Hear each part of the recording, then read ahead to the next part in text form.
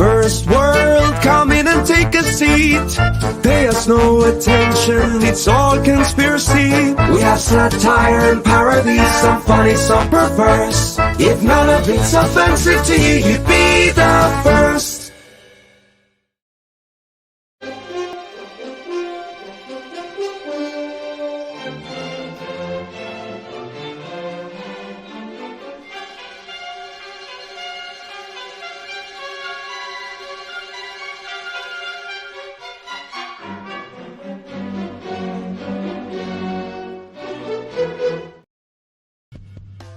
The Immortal Mask, a 1970s superhero crime noir adventure that follows a retired soldier who is given a covenant interview with a death row inmate. What he learns from the interview thrusts him into Atlanta's shadowy underworld. He'll have to utilize his military training to survive from being hunted for the information that could topple the most powerful ruling class in the city. This is not a pre-order or a crowdfunding campaign. Get your books now at Denali's.com. Hey friends, Morgan Quaid here to tell you about a little project called The Crimson Folly, a D&D inspired comic anthology which takes place in a fantasy tavern called, you guessed it, The Crimson Folly. I'm working with more than a dozen artists from all over the world to bring this story to life through sequential comic artwork, intricate portrait pieces, sketches, and of course, words. My aim is to produce a combined comic story and art book. The first 40 pages will be a comic book telling the main story of the folly and using different artists to build out each section of the story. The art book will then contain sketches and short stories relating to characters from that story. So if you're a fan of D&D, fantasy artwork, comics, or just great storytelling, you'll love The Crimson Folly. Yes, you will. Hey, yo, it's me, Pops Fan Marmalade, and you're watching the Comics-Related Madness Network. Huh? So come get some.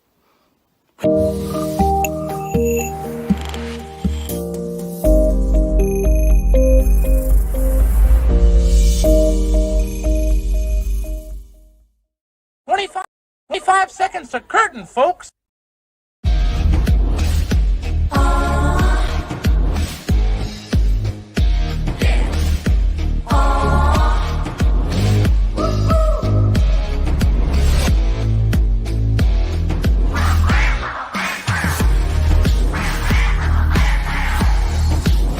Your favorite podcast is Critical Blast.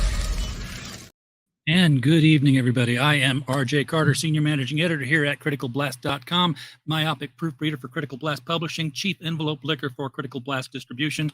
I know it's logistics, but I sometimes say distribution. And of course, I will help you with your crowdfunding data through Critical Blast Consulting. Sometimes we get a late start because the guest doesn't show up on time.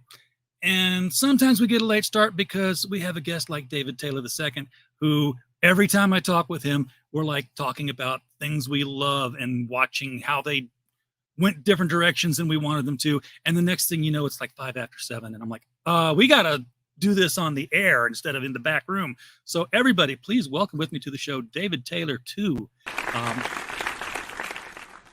What's up, RJ? It's great to see you, man. It's glad to have you. I'm glad to have you back on the show again, man. I mean, it's the last time we talked, I think it was the Stargirl. Was it Stargirl debuting or was it back in Crisis?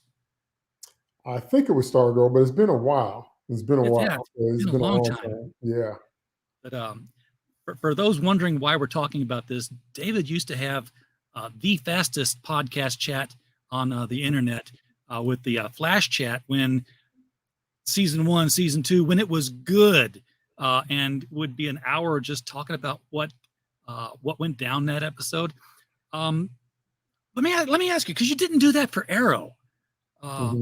What made you said, yeah, this is what I want to do, and how many episodes did it take before you did it? I didn't do it for Arrow because I was still getting into my written reviews, so I hadn't thought to do a live thing. With the Flash, I love the show so much. I connected with hundreds of people on Twitter over our mutual love for the show. And it was the thing where as soon as the show aired, we all wanted to talk about it. So people really loved my reviews on my website. But then I said, well, why don't I take this live so we can really get into the media issues and I can get that real-time feedback. And that's how I met a great portion of my followers. And the only reason I stopped doing flash chat is because the questions started to become redundant because the show kept recycling literally the exact same plot. We Yeah, get it was 5 always the minutes, fast person. right? We get 5 minutes of Barry in the beginning. He causes the problem through some type of inept choice. He says, I'm not fast enough. I can't do it. There's a bunch of side character shenanigans in the middle. He gets a pep talk. He cries. And then he goes to fix it. And 50% of the time, somebody else actually fixes it for him.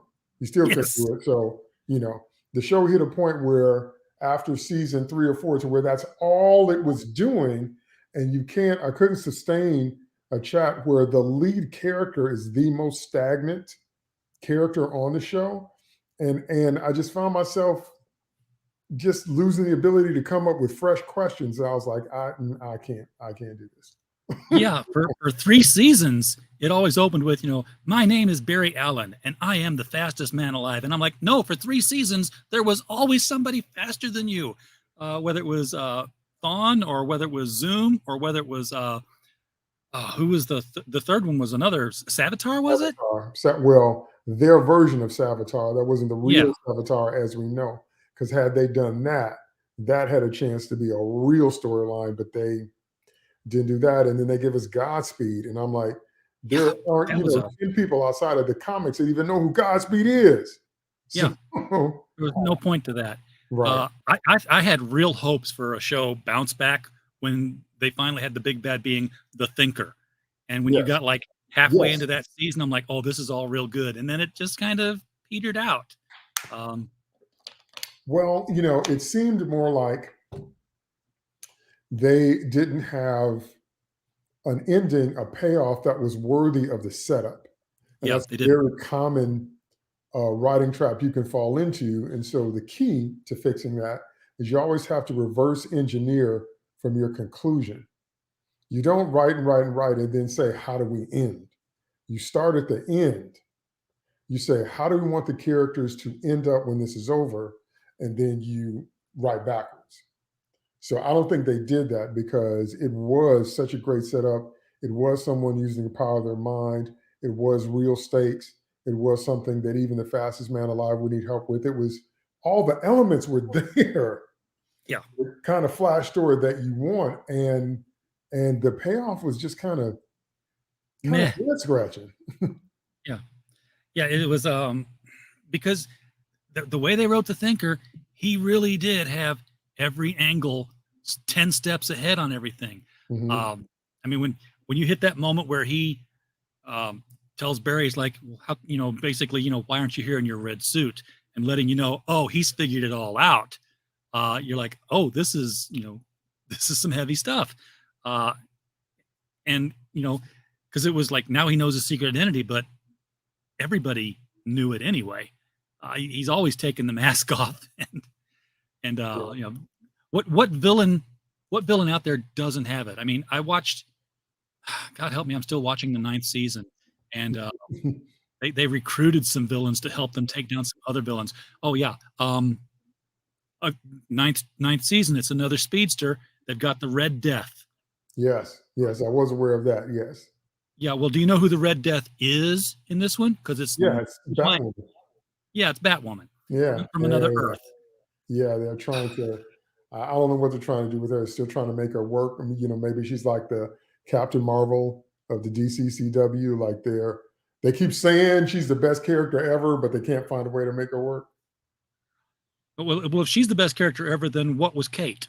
Because I thought Kate was supposed to be the best character ever. Right, that's right. And then also with the Thinker conclusion, his wife pulled a Wanda Maximoff. She kind of walked away and went back to her research after, almost destroying everything. She's like, well, okay, guess that wasn't really right. So guess I go back to being a legit scientist. And I'm like, really? Because there weren't any repercussions. And I was like, I don't know. Well, there was a lot that we just accepted, like that whole pipeline thing. How many prisoners could you keep in the pipeline? And feed them and clean them and do everything else with them in a space pretty much the size of my broadcasting booth here. Well, I keep telling people all the time, your brain does not miss anything. It's just that you can't keep everything you know in your conscious mind because you go crazy. Yeah. But your brain actually does not miss anything because you can be in the kitchen and smell a smell and it takes you back to your grandmother's kitchen in childhood. You can be walking down the street and hear a song and it takes you back to the prom, whatever. Your brain doesn't miss anything. And so if you don't respect the intelligence of humans, you'll do things that create such mental dissonance on the screen. If enough of that piles up, people are just going to stop watching because they can't take it. So you can't tell me from the core that a cop like Joe West doesn't understand that you can't incarcerate super criminals on your own. Now, eventually, they did get that over to, it wasn't Star Labs, it was that other thing that his wife was a part of.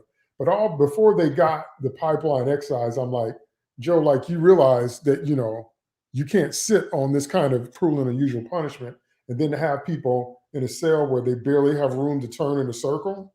Yeah. You know, how do you eat? How do you go to the bathroom? But that would drive you crazy very, very quickly. And then what about the oxygen? And then what about to have power dampening cells? You have to have power to the facility, which would put a strain on the grid in Central City. I mean, there's just all kind of practical stuff. And I'm like, you guys are scientists and cops. And you're like, la, la, la, we don't see it. Really? Yep. Really? All they had to do was just, you know, disconnect that tube and haul it off to Iron Heights and say, okay, plug this in and keep them in this thing. That's You'll right. be fine. That's right. And we only saw a very few of them actually get a trial. You're supposed to have a trial. Yeah. If you don't know how to try metahumans, then you need to write laws that can. I mean, it was just, see, I tell people all the time, when you get to that level, you need to turn it into like a cartoon. If you actually turn it into a cartoon, with a cartoon, things can just happen and you don't need an explanation. And so when you get to that kind of cartoony level, the only way you can watch it is if you think of it that way. Yeah. Well, that's where it got. That's where it got to season 9. Right. Yeah, because the real Batwoman shows up and, you know, the craziness is all wrapped up because she can just kick the Red Death's ass and does so quickly. And then she's like, is it always this crazy in Central City? And I swear, all three of the Pied Piper, Goldface, and I can't even remember the other one, but it wasn't Heatwave, but he's got the firepower thing. They just all kind of looked at each other and had a little grin on their faces. And simultaneously, it's a Wednesday. Because remember they used that line before because the show used to come out on Wednesdays. And they'd said, you know, like, God, it's another Wednesday. Everything's crazy. Yeah, but your show is in trouble when your show has become an SNL skit of itself. Yeah, I know. Because that's what The Flash is. It's seriously an SNL, it's seriously satire and parody of itself. So hard to take it seriously now. I miss Flash Chat. I mean, because I would be at work and I'd be like, oh, I'm taking lunch early because it's Thursday and we're gonna go over Flash Chat. But we do have an active chat out here, waiting to hear more from you. They didn't come here for Flash and Arrowverse stuff, but you deal with it, guys. It's what we talk about a lot. Woody's out here referring to. Let me throw out that I am thinking of doing a final Flash Chat if my followers would want that. Is, you know, I couldn't get past the first 2 episodes of the season, but, you know, just to wrap up, because it has been such a major part of our geek lives. And those first 2 seasons, we were heavily invested. So I am thinking about doing that. So if people want to see it, I might make that happen. As a reviewer, this is back when the CW did this. They sent out digital assets on CD, DVDs. I had the pilot for episode 1 not sweetened, so like some special effects weren't there. And it was like months before the show was coming out. And I took it to a convention and we had a showing in a room, and it was just like all the stuff that was in there, the busted cage with the Grodd label on the door. I was like, oh my God, that's coming. Well, one of my favorite literary devices, and I know we're going to get onto my thing, but one of my favorite literary devices is the snake in the garden. Kavanaugh so nailed the idea of being thorn in their midst in the guise of Wells and being a speedster, yet pretending to be wheelchair bound. And as we got to see that unfold, that was some of the best writing and acting I'd ever seen, because he had what I call controlled menace. You could feel his menace and his hatred of Barry, but somehow he controlled it and pretended to be an ally. I mean, it was brilliant. Because he still had to get Barry trained in order for some reason, something to do with his existence couldn't happen unless Barry became the best Flash he could be. Well, Barry had to get to a certain point in his mastery of the Speed Force for it to echo forward through time, for Thawne to pick it up in the 25th century, then reverse engineer it, and then generate enough energy to get back home. And as much as I loved Kavanaugh, from a story perspective, once it was revealed, there was no point in having Kavanaugh be the Reverse Flash from that point forward, because that was a mask he was wearing. He actually had that other, and I can't remember the other actor's name. It was Matt, I forgot his last name. But you know, he took Wells' identity so that he could infiltrate the world. And you know, you start seeing him in other episodes, like, why are you still Tom Cavanaugh? That's not right. Well, it was a Terminator style of time travel. It was elliptical, meaning that the past caused the future that you came from. So you have to come back from the future that you came from to create the past that caused the future. So it's an elliptical time travel model. It made my head hurt. But, I figured they just did it because Tom Cavanaugh ate up scenery when he was in the show. And the writers knew it, and they ruined it by taking advantage of it, by bringing in every possible Wells they could. And when they hit that Council of Wells, I'm like, oh, this is the roast. Yeah, this is Challenge of the Super Friends now. Roasting level. Woody's in the chat, wants to talk about Lucifer, the Light Bearer, and you're missing that. He's giving us Latin at Lux Perpetua, Luceat Eas, or something. I just say Fiat Lux, and you know, that's enough. Mike Walter's out here in the chat. Yeah. One of the things I do in my book series is I use different languages, and Gabriel, one of the four archangels that's at the center of the action, is a master of so many languages. He slips into different dialects when he talks. So even if he starts out talking in English, he will utter words in a variety of languages. And one of the turning points is when you see how Lucifer can speechify, when you see how he has the ability to captivate his listeners by the things he says, but the way he says them. Because what always tickled my brain was, first of all, how do you become a disgruntled angel? If you're in the heavenly realm and you're in the place where the glory of God lives, and you're a part of that scene, how can someone talk you into a whole rebellious coup? Yes, especially if you don't have free will. So, but I believe angels do have free will. They have to. Yeah. And so that was one of the many things that fascinated me about the idea, because I'm like, how could you convince? And so my answer to that in my story world is that Lucifer spoke to angels that were disgruntled. It's very much a situation where if you have workers at a certain level and they don't understand, or they won't accept that it's their job to do their job, and somebody comes along and says, what if we had new management? What if we change things to where you could get the recognition that you deserve? What if it wasn't all about Michael and Gabriel and Uriel, because they get all the attention? What if you could be at the forefront and get that kind of thing? And that was so real to me. That was so believable to me. That was so organic to me. that's kind of what I used as the basis for at least how we could talk them into it. So yes, so that's my first novel. That novel went #1 in 3 countries. I'm still extremely proud of it. And it has so many things. Now, it started out as this idea. I imagine a scenario for the first time the devil saw himself after he fell, because I wondered, what would that be like? Because the name Lucifer means, as we said before, light bearer. So what would you do if one day you're the coolest of the cool kids? You're so cool till everybody watches you lead worship. You're so cool until you have your own groupies. You're so cool until people hang off the words you say, but it starts to get to your head. And so you start feeling like you need to take over or whatever. And then after all that happens, you're on earth and you look into a body of water.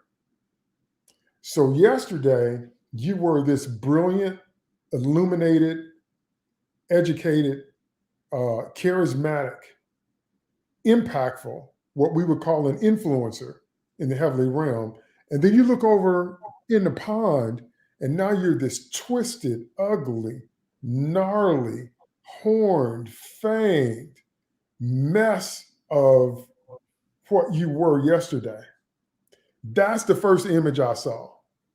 I'm like, huh. Then I just sat down and started writing out ideas, and then it became a short story, and then it became a longer short story, and then it became a novel. That's what spun everything off. I say we should have caught you when it was a short story, but then you wouldn't have had the novel. But because we've done we've done several books now, but we published 2 anthologies, The Devil You Know and The Devil You Know Better, which were all short stories about people meeting the devil, and they were horror and comedy and science fiction, just whatever you want to write, as long as this theme was met.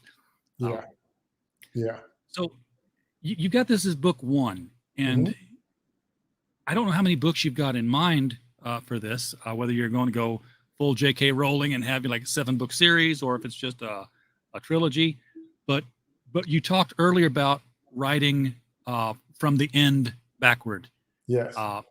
Do you have, if you're doing multiple books, do you think from the end of your last book and pull forward, or do you think from the end of your first book and say, I'll worry about the next book when that adventure comes along? No, I've got the whole story mapped out. There you go. So I look at the end, how I want things to end up, and then write backwards from there.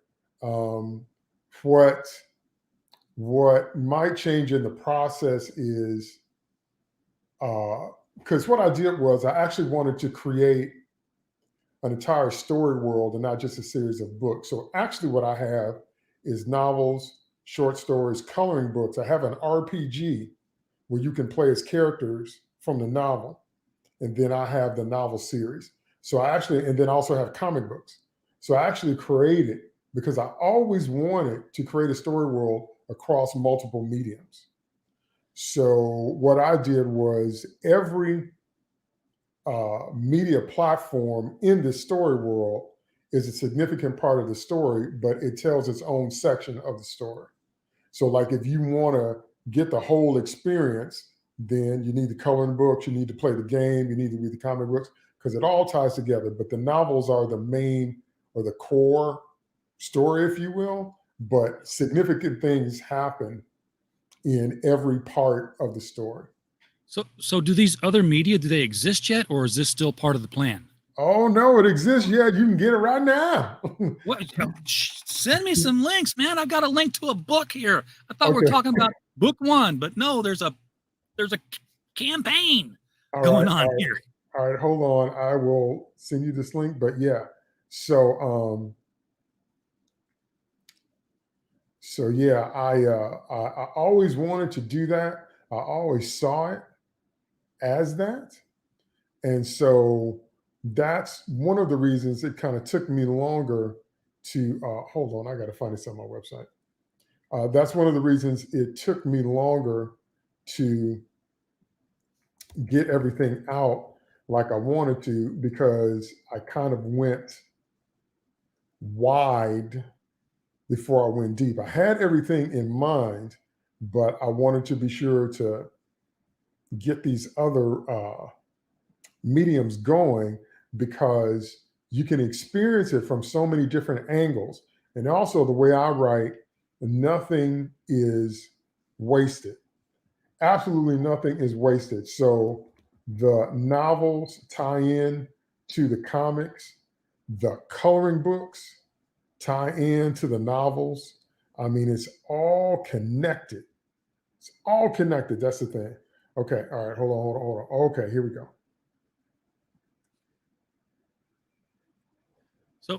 So did you crowdfund any of this stuff? Because that's how the cool kids do it now.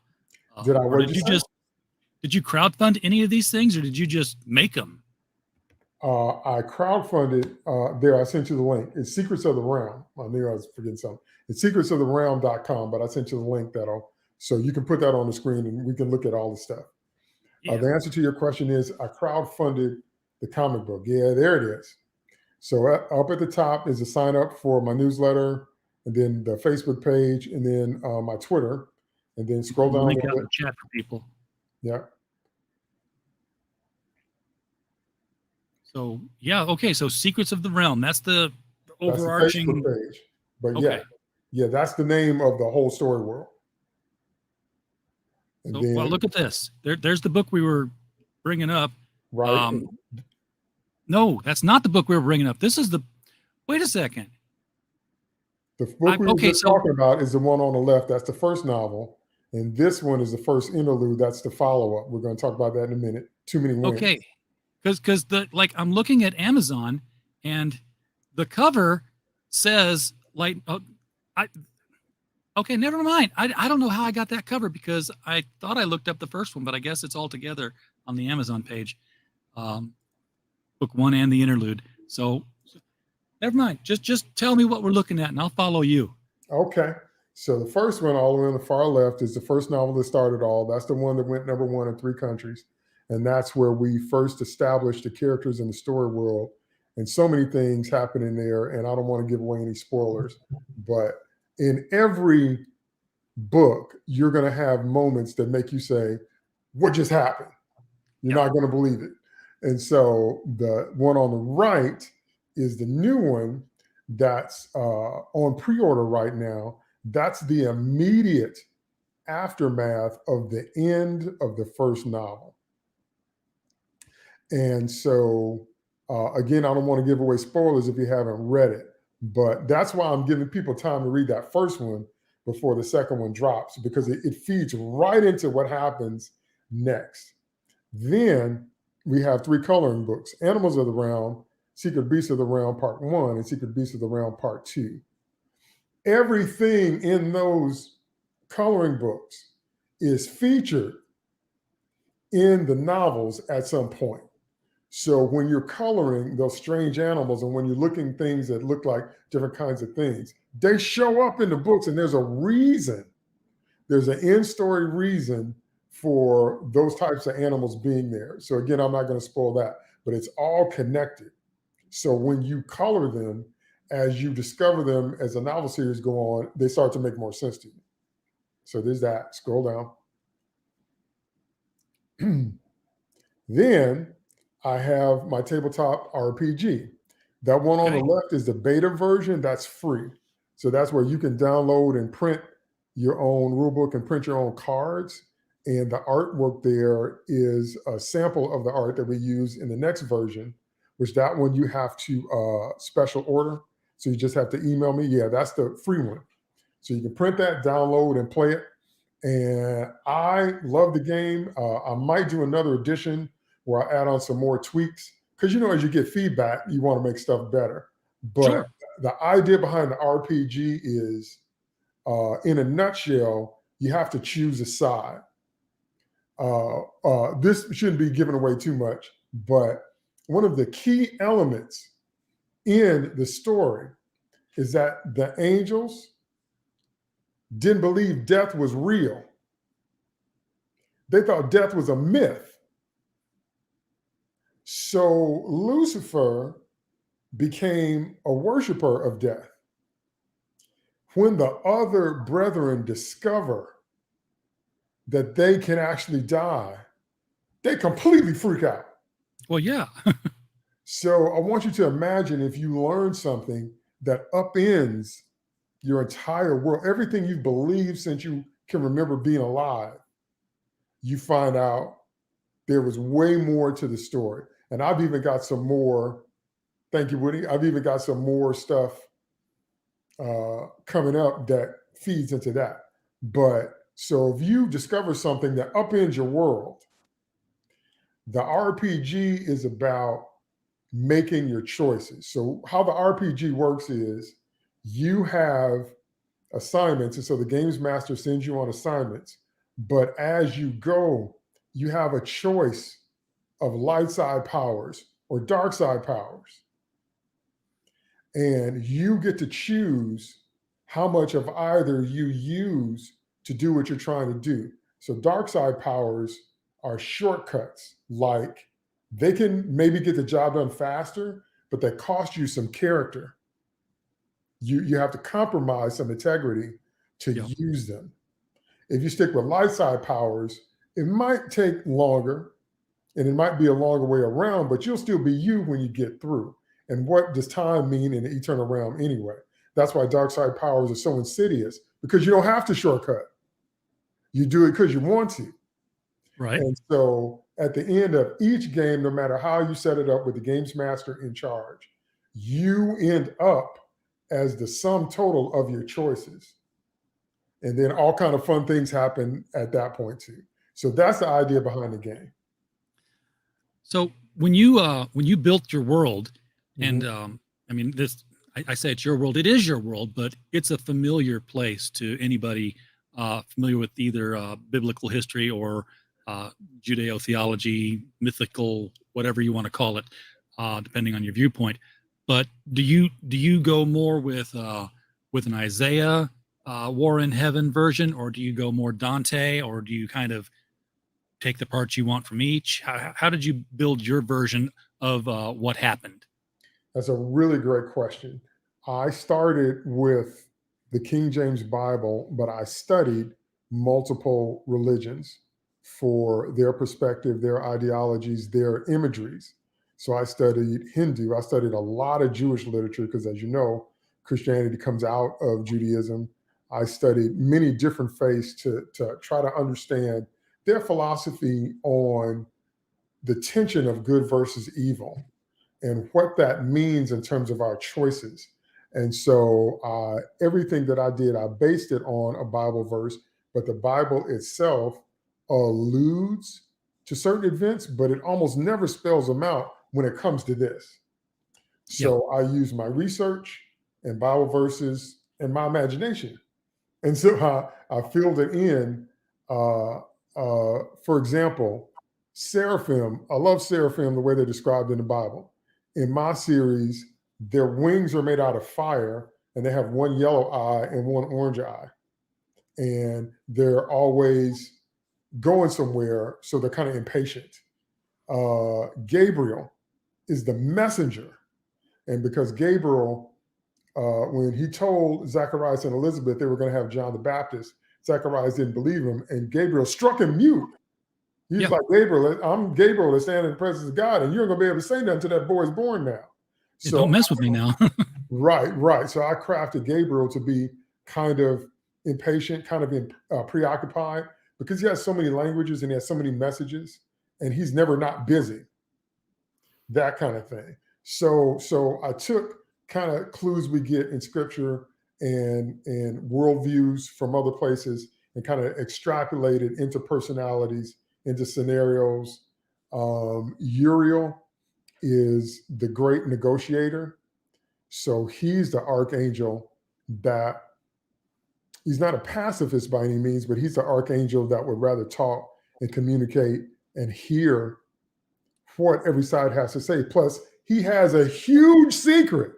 And I'm not going to spoil it, but Uriel has this huge secret. And so when you find out what it is, you're going to be like, what just happened? So And then, so there's Michael, there's Gabriel, and Michael is the chief gladiator, and he is just, he's so strong until the other angels kind of get afraid of him when they see him do stuff kind of on the casual, like lifting an asteroid, and they're just standing there like, holy cow. And so Michael is Gabriel's the one with the trumpet. Moroni's the one who shot Robin's parents. Right, right. Well, they all have trumpets too. And Raphael is the healer. He's the keeper of the leaves of the tree. And that's why the angels don't know what death is, because any injury they've ever sustained, they can get healed from. That would be the tree of life. Huh? That would be the tree of life? Yes. Once, however, you introduce death, and their whole worldview is forced to change because of everything that Lucifer does. And so this interlude book is about the first wave of that reaction. And as the book series goes on, those reactions get deeper and both more blatant and more nuanced, because what do you do when you've been friends with somebody for 1,000 years and they turn out to be the biggest turncoat you've ever seen, and they leave a trail of destruction in their wake? And then you have to wonder, how does that ultimately play out? And so another thing that was a driving force for me is, and I'm just going to be as frank as possible, we have, when I say we, I mean us humans, we have enough in life already that divides us. Yeah. So I thought, what are some of the things that unite us as humanity? One of the biggest issues that unite us as humanity is suffering. It doesn't matter what your faith, it doesn't matter your age or your ethnicity, your primary language, your culture, it doesn't matter. You have stood over the body of something dead and said, why? A dead marriage, a dead dog. God help you if it was a dead child, if you've already buried your parents, if you were in a car accident and one of your friends didn't survive, if you heard about it at school, if you had a school shooter, it doesn't matter. Doesn't matter. Doesn't matter. If you are a human, at some point in your existence, you have stood over something that you love. You have witnessed a senseless death and said, why? You asked life why, you asked God why, you asked your parents why? Why? And so I realized that that is one of the things that binds us all. So I said, well, we need to get some solid answers to the question as to why is there so much evil in the world? Why do these things happen? And so by the time my series is over, I'm going to address those. So it's a fictional world based on real events, based on faith, that wrestles with practical issues.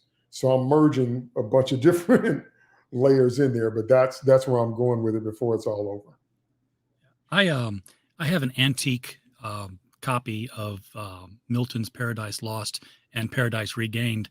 The kind where it's like, leather bound, imprinted on the front, edges are gilded with a gold, whatever. And I read it one time because I wasn't made to. I was like, what? I hear about this. Let's read this thing. And it's, it's the one where you get that quote, is tis better to rule in hell than to serve in heaven. Mm-hmm. And I was taken with the battle, because you know that this battle happens pre-creation or at the point of creation, with time distension and everything else that's celestial, and the fight. I'm thinking, okay, well, when they fought, it was like swords of fire and they're clashing. No, they brought out guns and cannons and rail guns and bombs. I'm like, Milton was thinking ahead. He's just like, why wouldn't they know all of the weapons that would be available throughout time? They exist outside of it. Sure, they'd use them. So it just painted a real unique picture of the war to me. I've got a story. I've got a story about that too. You have it all planned out. How many books is this? You haven't said. The novel series will probably end up being 4 books. Originally, it was going to be 3. When I wrote the 3rd book, it was so long I had to split it into 2. So it was originally like Infinity War and Endgame. So I had to split it into 2 to really get in everything I want to say. Because so it'll all end up being 6 movies by the time it's done. Because hey, why not? It's got to go there, right? Well, I try to go as deep as possible, and I try to make it organic. And when you follow the through line of the thought, it'll make sense to you once you get to the end. Mike Walters reminding us that at the top of the hour here, when we're done, do pop over to the mic stand where he goes over the niche news of the day, everything in comics, manga, and professional wrestling. And of course, on Fridays, Mike goes back to the golden age for the comic book historical retrospective. Picks, he's going through them chronologically. He is now in 1939 somewhere, and we'll be picking up one of those books, and he and the panel will be reading the book out loud, online, on screen, just providing a great look back at where this medium came from that we all love so much.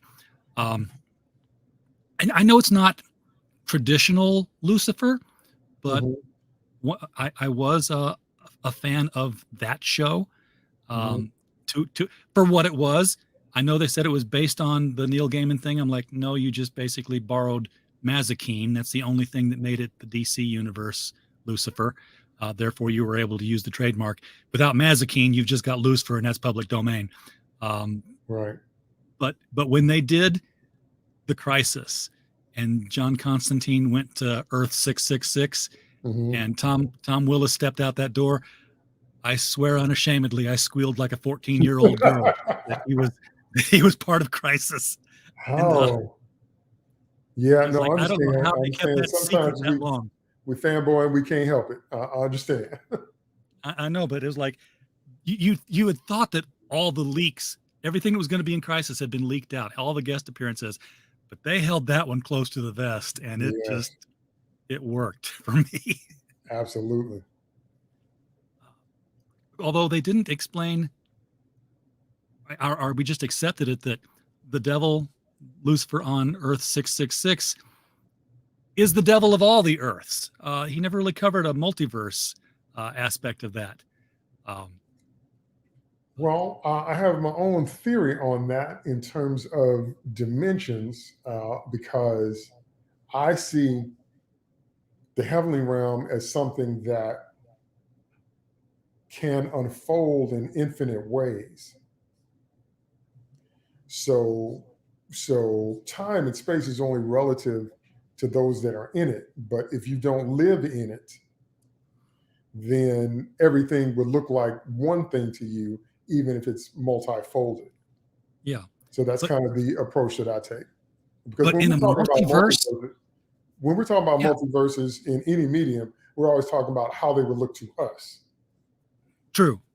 Okay, so when I think of it, I think, well, what would it look like from a divine point of view if every dimension, because, one of the biggest tenets that we have, especially in superhero niches, is which type of reality theory do we subscribe to? Do we believe that there are multiple Earths where history unfolds in different ways? Or do we believe that there are Earth vibrating at different speeds where every choice that can be made has been made?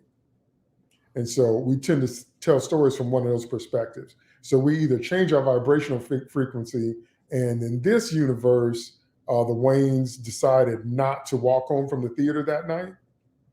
So events unfolded differently. And then in Flashpoint, where one point in time is changed, then Bruce dies and not his parents. Right. So Thomas becomes Batman and Martha becomes Joker, which I love that, by the way. And then, but everything that we do is always from our point of view. But I tried to go above and say, well, what would it look like if all of the multi-folds, even if they're infinite, could be seen all at once? Because that's something only God can do. But I'm like, if the angels grew up like that, would they even think that way? because that's what we think. See what I mean? Yeah.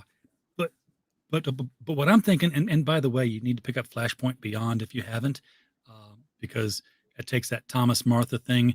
Jeff Johns takes it over and kicks off a new Justice Society and Stargirl and the Lost Children, and it's a lot of fun in the DC Comics right now in that one little corner. But Awesome. But if all the choices that can be made are different, what if person A or person prime in universe A makes choices that are selfish and basically sinful and rejected, and person 2 says, no, I think there's a better way, and walks a path of righteousness? Which one goes to hell? Well, that is pure theology. Yeah. And as a Christian in my Christian faith, even though people have strong myths about what the Bible actually says, the truth of the matter is that righteousness is not by works. There's actually nothing that we could do to stand before a holy God and self-justify. But in my opinion, the reason that people hold on to that so strongly is because we want to. We want to say, I'm good enough for eternal life because I do this, or I don't do that. But Christianity actually states explicitly that nobody's righteous, that good works don't pay for sin. What pays for sin is shed blood. Something has to bleed and something has to die. And God taught Adam and Eve that in the garden when he killed the first animal to cover them with skins. They covered themselves with leaves, and God said that wasn't going to do it. So some had to bleed and some had to die. So that is the common thread in the Bible, that without the shedding of blood, there is no remission of sins. And so but humans don't like to accept gifts. We want to do it on our own. And that's why I always said, like, religion is a set of rules that men create to build this ladder to God. And there's just not enough rungs. Whereas salvation is God reaching down to man because only he can. But it's a gift, and nobody wants to take it because, no, I can do this on my own. I don't need your help. I don't need charity. That's how humans think. We don't want to admit, okay, we can't do this. I really need your help, and I will be indebted to you because we hate feeling indebted to anybody. Well, the answer has been right in front of us all along. If you look at the Genesis week, because when God made the world and then put Adam in the garden, he said, that'll be $99.95. No, he didn't. $8. He didn't charge him. And then when he made Eve, when he pulled Eve out of Adam and brought her to the man and married her to the top man on the earth, there's nobody to trade up to. He said, $99.95. No, he didn't. He just gave it to him. The problem that people have is just because you don't see the kind of goodness down here doesn't mean it's not up there. People always measure God by human standards. Yeah. Because you wouldn't be that good. You wouldn't love like that. So that's why you don't think it's possible. But God never charged us for dominion over this planet. He never charged Adam for a perfect, beautiful wife. He never charged Eve for being married to the top man on earth. He just gave it to him. And that kind of goodness freaks people out because it's not human. It's divine. It's not supposed to be human. And we certainly never get that kind of deep theology with a committed decision in comic books. And I wrote an entire article on this for my website back in the day because it just struck me so hard. When remember we had Blackest Night? Yes. And then there was Brightest Day, and it's like, 12 people will be coming back to life. And I was like, okay, well, it was 6 villains and it was 6 heroes. And the villains immediately do villain things. And I'm like, we know that God exists in the DC universe because he's talked to Superman when Superman teamed up with the Spectre. We've had Zoriel in the Justice League. We know hell exists. Neron has popped up. We've seen, Etrigan the demon. Swamp Thing has walked there. Lucifer is a character. So these places exist, and the theology behind them has its rules. But these villains come back to life, and the first thing they don't do is drop to their knees and say, "Thank you, God. Please don't send me back where I was. What can I do to never go back there again?" Right. And the heroes are like, and we're just assuming, did good, did bad, went to hell. The heroes are like, what happened? We were in paradise. We're back here again. Crap. What did we do wrong? Those concepts fascinate me as well in terms of the concept of an afterlife, because one of the things I struggled with in writing my series was, how can I put it, what are the substance of spiritual bodies? That amazes me, because they're not the same as clay bodies, but they are bodies. And so I try to come up with some type of approximation, because that's always been a fascination of mine. What you would have to be made out of to exist in a celestial space, and what you have to be corporeal. And then we know some creatures are both. And so I came up with an elaborate birth process for angels in what I call creation cocoons, where they're actually put together a piece at a time. And when Lucifer was created, which is where the first book starts, he's getting a sense of the things that are being built to him, but he's in a half sleep, half dream state. And so, because again, that idea just amazes me, the types of, again, bodies and the way your body would have to function if there's no aging or death, the way our bodies functioned before we got introduced to aging and death, what would have happened if there was. After the time of Noah, when suddenly the years started collapsing. Yeah, right. So with the first family, the Bible says that Adam lived upwards of 900 years. Yeah. And then when we get to the floodwaters of Noah, God cut that down to 120. So we got close to, just a little bit over a tenth of the years we used to have.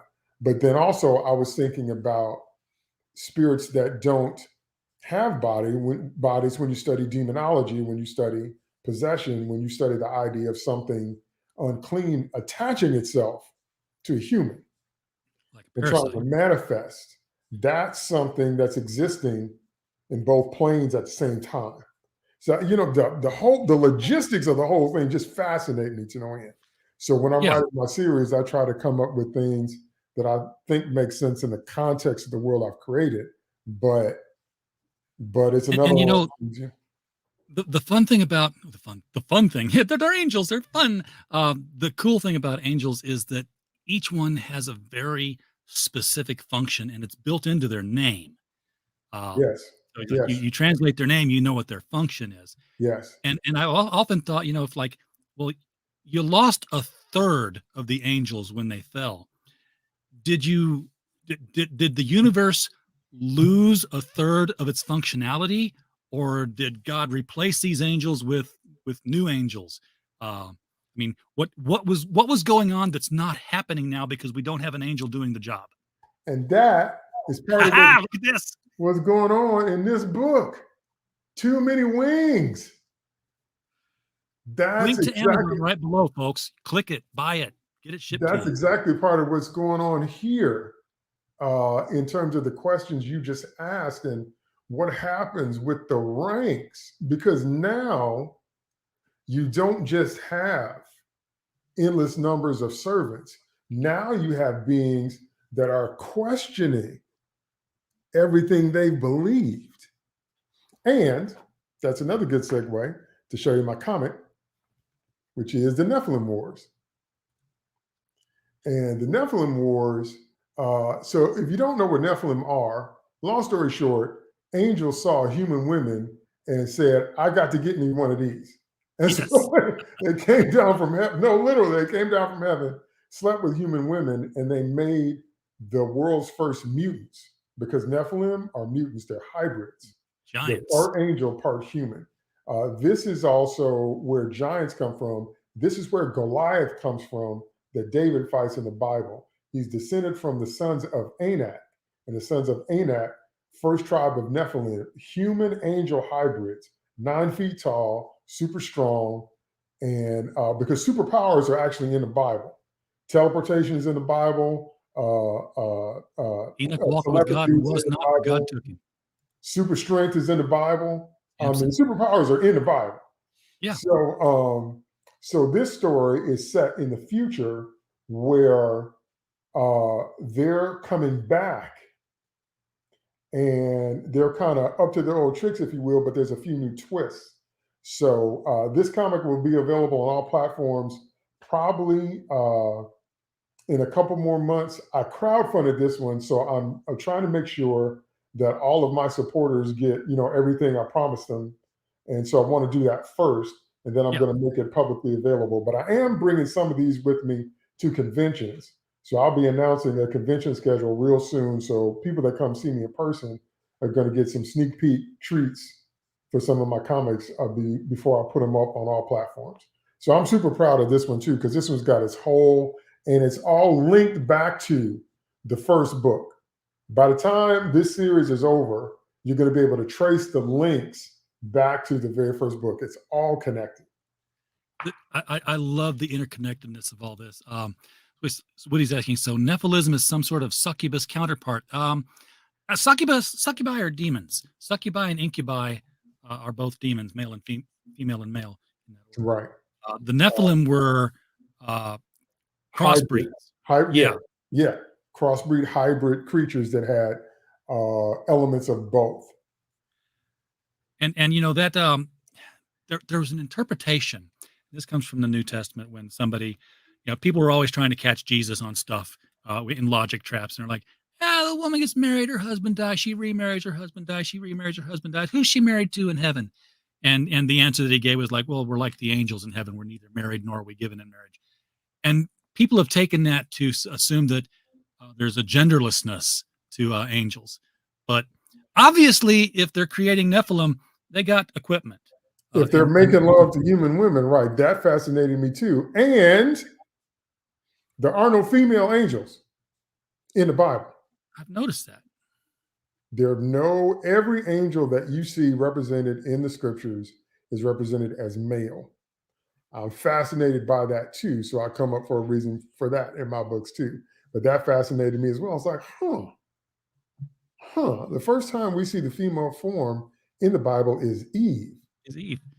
Well, and technically, depending on which theology you want to follow, she's possibly the second female, because you've got that whole Kabbalah tale of Lilith.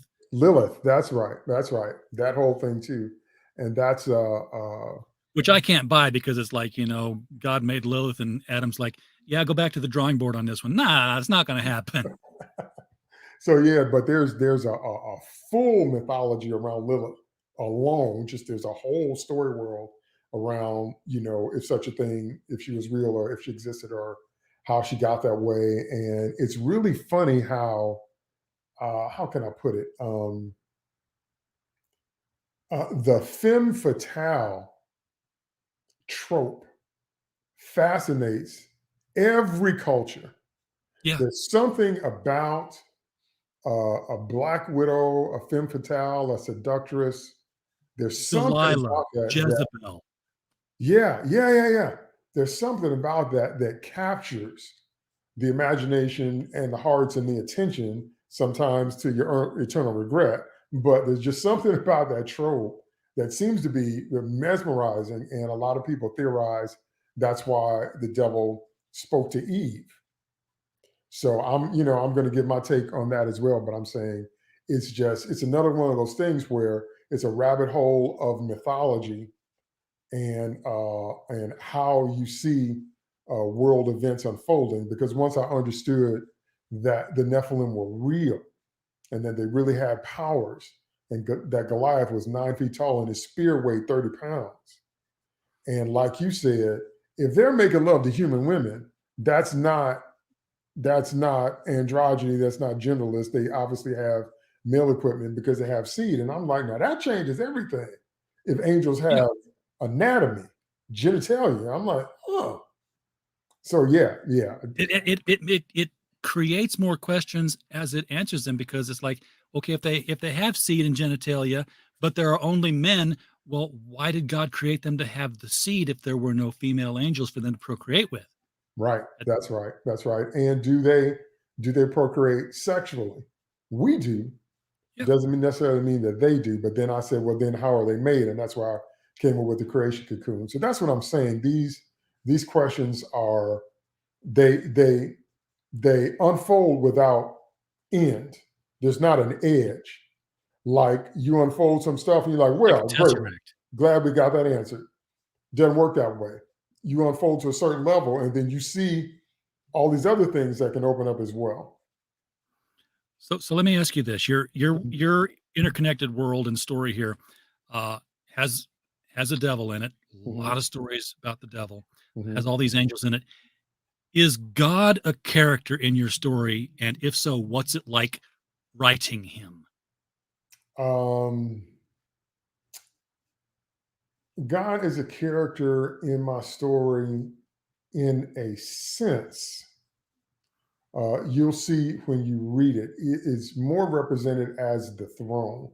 I told the story more from how the angels would see him, and that's significant. And you'll see it in the second novel, why that's so significant. Because as I thought about it, it is impossible to write any type of definitive or cohesive or outline tale of God. How do you write an infinite being? How does your human mind even begin to approach the subject?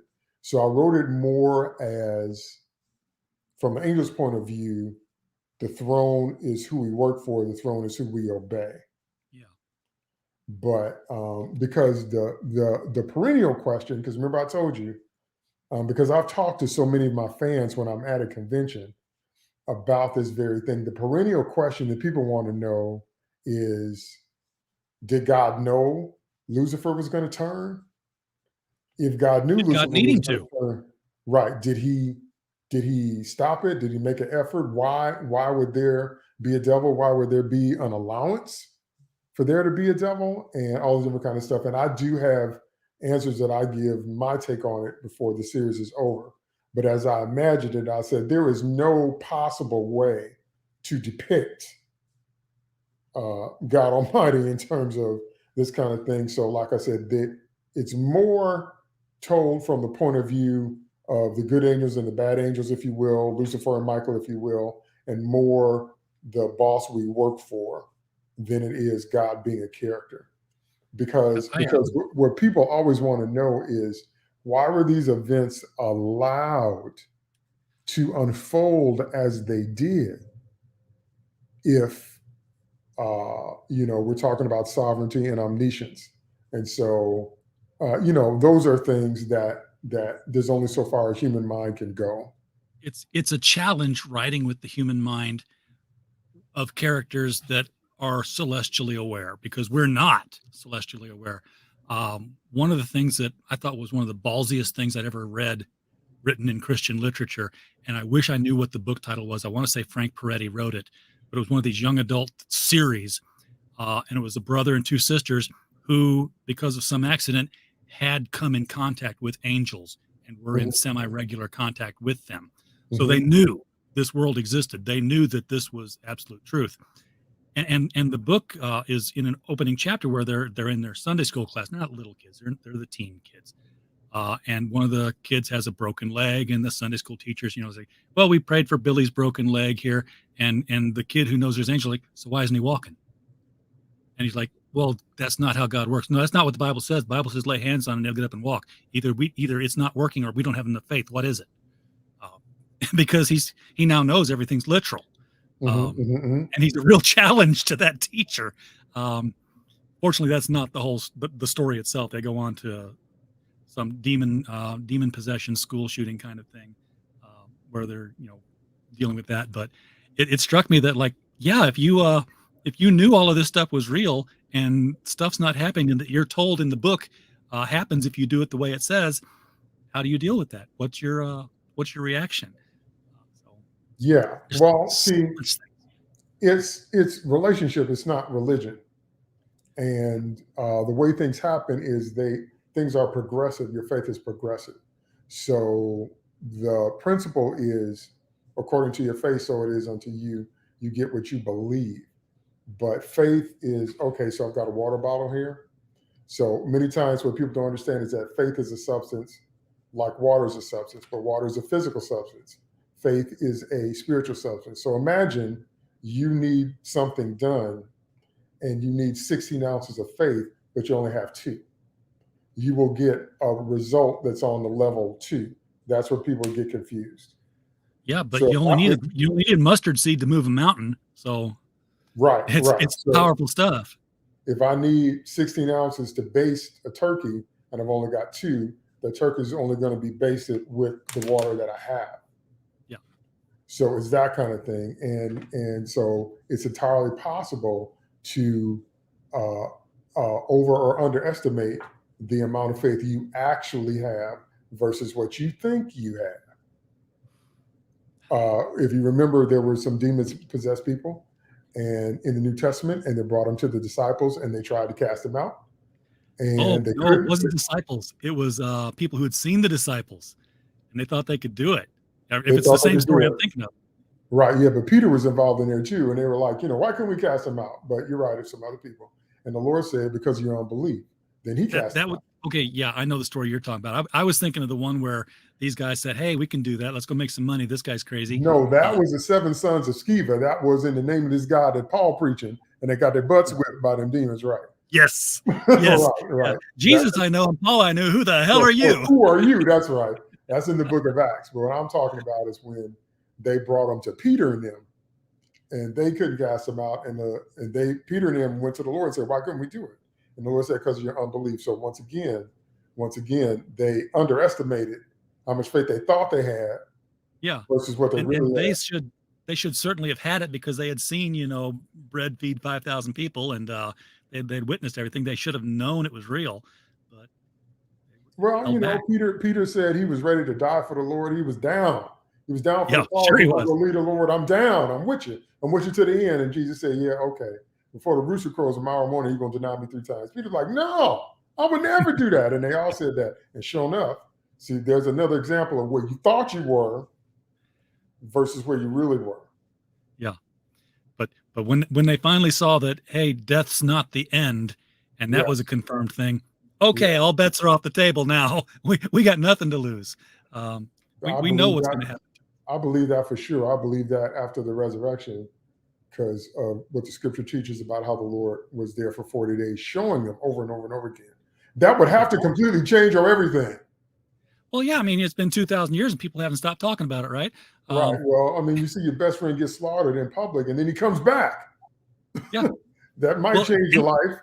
and there's like this one little throwaway verse in the Bible that just nobody ever talks about. It's like, and there were other graves opened that day. It's like, there were other people walking around. Yes. See, that's what I'm saying, man. See, I love details. That's a verse someone should write a book about right there. Just that one. That's right. Let me first Walking Dead as a somewhat tangent thread, but one of the characters who is my favorite character, tied with Batman, that people often don't realize has such strong Judeo-Christian roots because he also has the Greek and Roman roots, is Captain Marvel, Shazam. Yeah. Because Captain Marvel, with the original acronym, has the wisdom of Solomon. It was a real historical figure and the wisest king of Israel besides Christ himself. And his rogues gallery is based on so many of the things we've been talking about in terms of Judeo-Christian and Roman ideology and philosophy. And so when you pull up Cap's rogues, you see so many of them are rooted in Christian and Hebrew imagery.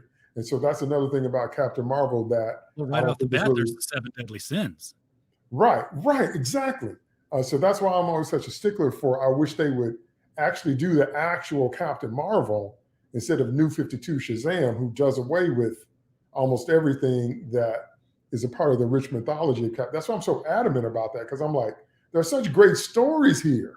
Yeah. And they just wiped them all away for big with superpowers, but that's another conversation. Captain Marvel does a lot of stupid things because he's Billy in a big body, rather than a hero with the wisdom of Solomon.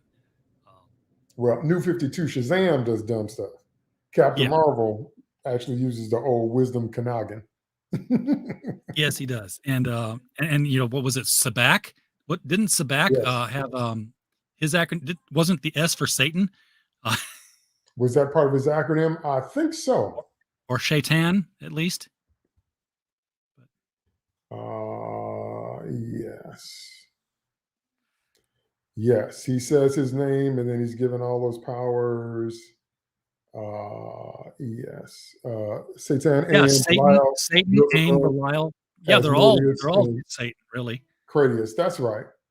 So yeah, that's what I'm saying. It seems to be less known these days that Captain Marvel has such strong Hebrew and Christian roots in his lore. And again, so like I said, he's my favorite character tied with Batman. So I've studied him extensively as well. And so there are just so many good stories there. I don't understand this idea of people talking about how, you know, hard to adapt for modern times. That makes no sense to me. No. That's just no. That's because they're lazy writers. They and they're cynical writers. See, I can't say no better than that. Lazy and cynical. You nailed it. I always thought that it should be obvious that Grant Gustin's Barry would meet Billy Batson at some point. So I actually wrote a whole episode where they met in my head. I had my head episode because I figured out a way it could be legit and honoring to the show. But someone said on Twitter the other day, and the more I thought about it, the more I agreed with them. They thought that it would have helped Shazam 2 Fury of the Gods if Captain Marvel had been a part of DC's outings on TV going all the way back to the beginning of the Arrowverse. And the more I thought about that, the more I thought how right that was, because they were saying that greater exposure for the character would have made more normies aware of the character, and that might have helped the numbers for Shazam 2. So I always thought he should show up on the Flash, but then I started thinking about the JSA, because he was in the JSA, John's Run, Stargirl, so many places with the DC content we have now, even with the Titans, where Captain Marvel could at least have made a guest appearance, and maybe that would have more firmly established him in the minds of normies. You know, Jeff took a real risk, I thought, writing Captain Marvel in with the Justice Society and Stargirl, because you'll remember there was that arc, this whole subplot where Billy and Courtney had a relationship. Had a relationship. Yeah. Well, you know, you don't just forget that when you're on the job, but when they're on the job, he's Captain Marvel, right. and Jay Garrick notices the little things. And pulls him aside and says, "Hey, this is inappropriate. I don't know what you're doing here, but we you know, you need to really think about this." And he can't.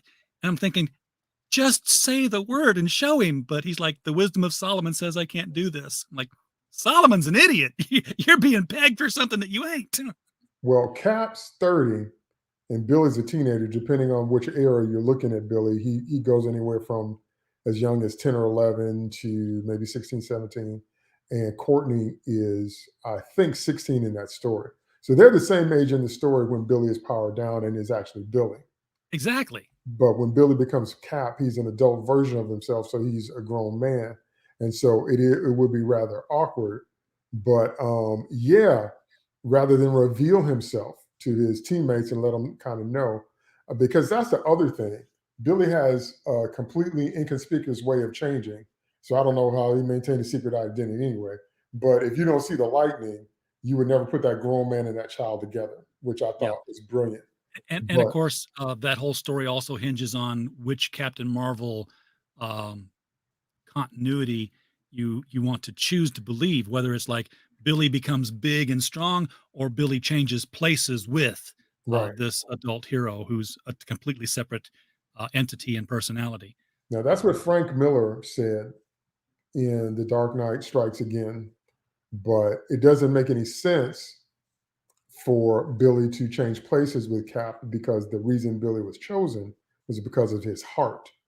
Yeah. So if he doesn't retain that heart as an anchor to all the power, the wizard chose Billy because of Black Adam. I just said that on Twitter yesterday. I said, the reason Black Adam has always been a Marvel villain. And so this whole thing that's going down with The Rock and Zachary Levi, and, you know, Zachary Levi basically shading The Rock for not supporting the movie and all that. I'm like, I know the normies have to be confused. I'm like, the only reason the wizard chose a child with a good heart was because Black Adam turned bad so fast when he got the Shazam power, and the wizard Shazam thought about it for thousands of years. And then he said, I need to find a child of good and pure heart. So it doesn't make any sense when Billy transforms for him not to be Billy, because that's kind of the whole genesis and root of his character. So that's what I mean when I say, that's why I get so frustrated, because I'm like, this story here is the same way I feel about Lee and Kirby's Fantastic Four. I'm like, just read the first 12 issues of the comic. Just don't have a conversation. Read the first 12 issues of the comic, and you will see the depth that those men wrote. And you will see there are many different iterations of Captain Marvel, but you will see he's tied in with Egyptian lore, Roman lore, Hebrew lore, Greek lore, Christian lore. And I'm like, there's so much there to tell a powerful story. And I'm like, yo, just throw all that out and make big. A well-educated writer could tell more than a story. They could run that series for a decade or more. I'm getting a subtle hint in the chat here for people to stay tuned for the Creative Cranium with Timothy Fling at 9:30 p.m. Eastern, which means that's in 13 minutes. But that's on this network, which we're simulcasting on, which means I've got to give up the stream link so that someone else can come in and start talking. I mean, our shows are usually an hour, but I should have just done it in my own channel, David, because we could go on for 2-3 hours talking about this stuff. I know. We got to get you back. So if you do the flash chat, please let me know if you get another comic book out there. I didn't know you crowdfunded this. I heard nothing about it. It wasn't making ripples in my circles, and I'm all over crowdfunding. So I've got to get better with that. I'm trying to get better. I truly am one of those creatives where I spend most of my time creating. So I need help with crowdfunding and marketing because most of the time, that's why, sometimes I'm tweeting at 2 or 3 o'clock in the morning because I've been working all day and I can't sleep.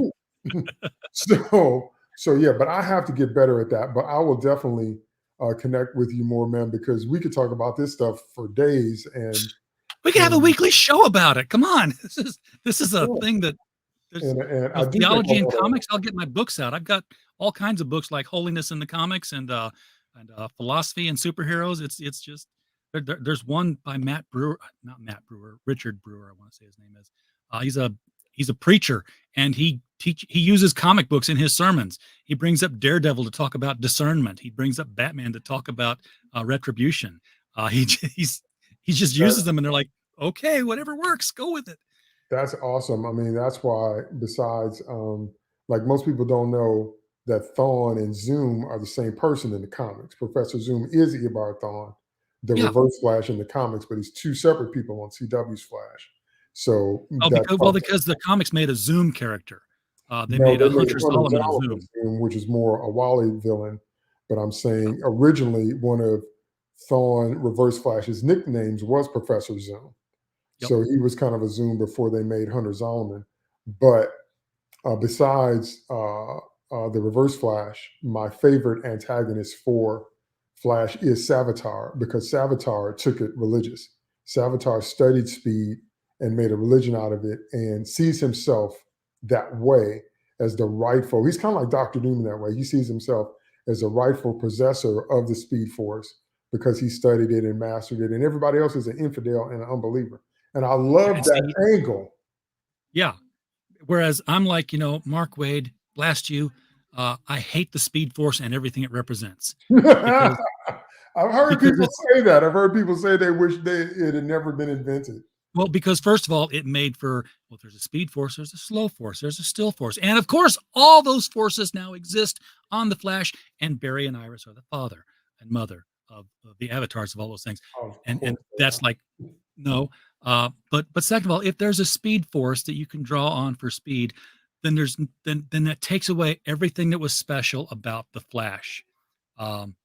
because, it was like, the lightning, the chemicals, the if you want to go all the way to the Secret Origin that came out after Crisis, the whole circuit of him becoming the lightning bolt that strikes the things and puts him in the loop, which I thought was a brilliant ending to the series.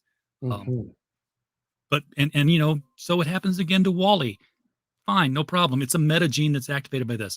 But now anybody can tap into the Speed Force and make it, something that they can become a Flash. And we've seen it happen there. You're like, I'm filling my suit with Speed Force energy, or I'm psychically connected to the Speed Force. No, you're not. There's no such thing. You are a changed person who is different from the 6,999,999,999 other people on this planet with you, and you are the only one who can do this thing. That's why the book's named after you. Okay? Right. Well, we went through the same thing with the Jedi and midichlorians, so we're very familiar how if they take magic. I saw episode 1 and I was like, and Mary was overshadowed by the midichlorians and gave virgin birth to Anakin. I'm like, they've just taken the Christ mythos, and what if he went bad? Well, yeah. So they take either magic or faith-based things and they make them science, or they take science-based things and they make them faith or magic. Like that time that Peter Parker was chosen by a magic totem spider, and he shed his own skin and he rebirthed himself. And so, yes, yeah, What was that? I was like, no, don't do this to us. We don't mess with, don't keep adding on to the, the secret origin of Spider-Man. But did you know that at the same time, this was going on and contributing to it? And behind this door, so if these 75 million things weren't happening all at the same time, he wouldn't have been Spider-Man. So, sometimes things get to a point where they're absolutely absurd, because it's not that there aren't any more stories to be told, but it's like when you start unraveling the foundations of what was going on, that works up to a point, and then you've hit a point of the diminishing return so hard until you need to leave that alone and do something else.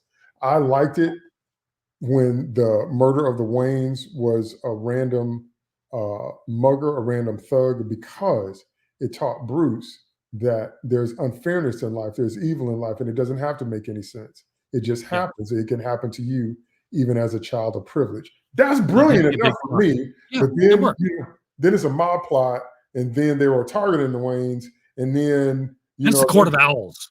Right, Court of Owls. I like Court of Owls. And then Thomas and Martha deserved it, because that's what I didn't like. I didn't mind Court of Owls. I like the idea that the natural enemy of the bat has a human manifestation through the owl. I didn't mind that. But when you start corrupting the Waynes, I'm like, that's not. I think they finally went back and said, no, this was a lie. To that was that whole Grant Morrison Batman R.I.P. thing with ancient Thomas Wayne, who's lived for hundreds of years and became Dr. Hurt. And if you can read the Grant Morrison Rest in Peace arc and come out with it with a linear story in your head, it's like, oh, I know what happened. You're lying. You are lying. You have no idea what happened in that book, just like the rest of us don't. Leave immortality to Vandal Savage and leave the Lazarus Pit to Ra's al Ghul, and we'll all be fine. Yeah. Quit. And I know there's a Lazarus Pit. Somebody dies. Robin dies. Yes, you should take him to a Lazarus Pit. They exist. You'll use them. You didn't use them for Barbara Gordon, damn it. But you'll. Oh, don't get me started on what they've done to Batgirl. I don't even understand. See, there's some characters that seem to be a focal point for the ire of so many writers, until I'm like, because they did it to Wally West and they did it to Barbara, and I'm like, why do you hate these people so? I don't understand why you hate these characters, because the redheads been dumped on them. The redheads, that's why they don't like redheads. Oh Lord, not the ginger side. Not ginger side. Oh, David, I've got to kill the chat. I've got to. Pops is going to kick me out right here, as he's the producer on this channel. So he's like, we got 5 minutes, guys, get out of here. So you can say it, Pops. Go ahead. I'm not kicking you out. I'm just letting you know we're about to start the other show, and you might get cut off my channels. Yeah. Well, I'm gonna give it a graceful ending right here, David. Thank you so much for coming on. Man, I love talking Mr. Taylor. Hey, this how is are Pops you? Van Zandt. Pops Van Zandt has got a network of podcasts, and he's promoting creators all the time. When you get another comic book going or another book going, hit me up to hit him up, and we can get you on. Like right now, you're broadcasting on 6 different channels with me. Awesome. I will do that. Thank you so much, RJ. I appreciate it, man. Love being here with you, man. Love it. Everybody in the chat, guys, thank you so much for participating and hanging on to David's every word here tonight. We don't have a show without you. We're just a podcast falling in the woods otherwise. And of course, as always, while you were here, we just hope you had a blast. Good night.